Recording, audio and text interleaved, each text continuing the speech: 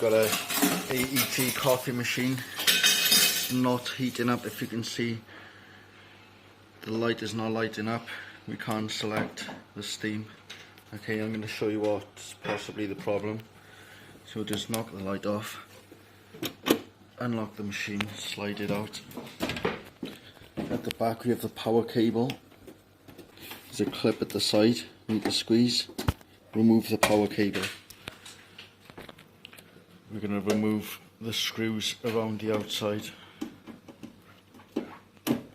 using the correct size drill bit.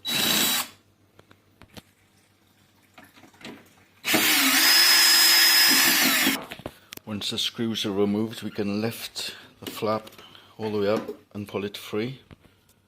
Now if we have a look inside, we have here the heat exchanger, and this by here is the thermal cutout. There's a little red button on the top.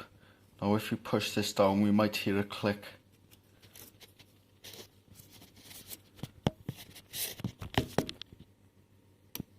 You hear that click? That's now reset the thermal cutout. So this is overheated for some reason and the thermal cutout is tripped out. So we're going to replace the cover. If we're using a drill, we're going to use the torque setting on number 1 to make sure we don't over tighten the screws and round them off. We're going to replace the power cable the correct way around.